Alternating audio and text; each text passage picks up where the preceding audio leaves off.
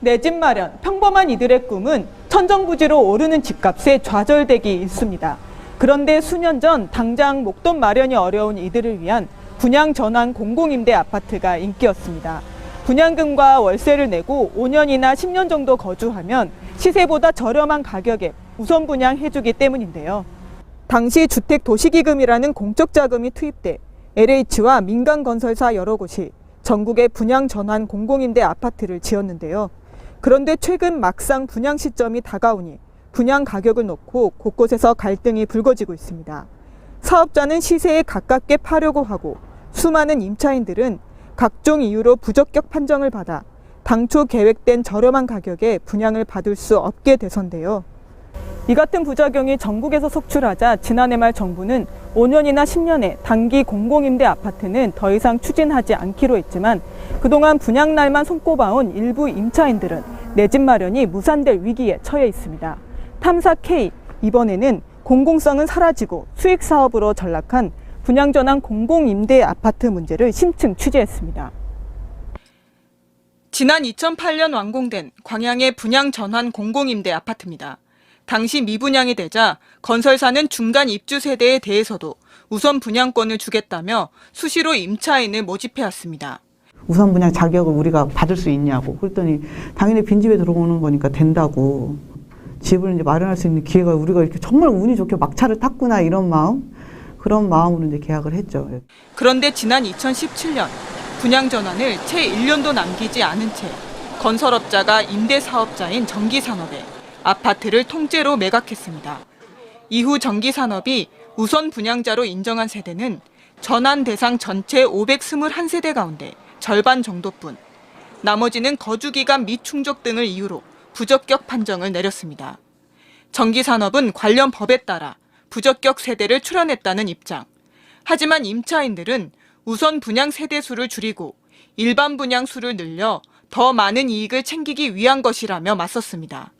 우선 분양가와 부적격 세대가 떠안아야 할 일반 분양 예상가 차이가 3천만 원에서 많게는 5천만 원 이상 나자 광양시가 나서 사업자가 신청한 일반 분양 모집을 승인하지 않았습니다. 이에 전기산업이 지난달 광양시 때문에 파산 직전이라며 기업 회생을 신청해 개시 결정이 났습니다. 이로 인해 법적 소송 끝에 어렵사리 우선 분양이 가능해진 임차인들도 재산권 행사를 못하게 된 상황. 법률 용어 공부하면서 거의 일상을 안 하고 이게 거의 매달렸죠. 내가 나가고 싶을 때 나갈 수도 없고 기업회생에서 임차보증금이 전액이 보장받을지 돈이 까일지 그 걱정만 하고 있어요, 사람들이. 전기산업과 소송을 벌이는 분양 전환 공공임대 아파트는 광양에서만 3곳. 전체 1,600여 세대 가운데 소송을 진행하는 세대는 372세대, 10집 가운데 2집 꼴입니다. 모든 걸 법적으로 진행하게 되면 법을 잘 모르는 임차인들은 더더욱더 지루하고 시간이 오래 걸린다는 것. 소송 기간 동안 인근 집값도 올라 임차인들은 다른 곳으로 이사할 수도 없다고 말합니다. 여유가 있었으면 민간 분양 아파트를 선택을 했겠지만 여유가 없다 보니까 이제 이렇게 좀 저렴하게 집을 마련할 수 있는 공공임대를 선택을 한 거거든요. 하루아침에 부적격자가 된 임차인들의 호소에 임대사업자 측은 법대로 우선 분양자를 선정했다는 주장을 펼치고 있습니다. 그런데 분양거래 내용을 살펴보니 상식적으로 납득이 가지 않는 거래가 포착됐습니다. 공공임대 아파트는 자치단체의 승인 없이는 개인에게 매각할 수 없습니다. 하지만 임대사업자끼리는 매매가 가능합니다.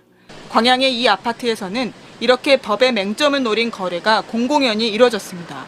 지난 2018년 5월 분양전환 신청 기간 중 일부 세대가 전기산업이 아닌 다른 임대사업자에게 매각됩니다.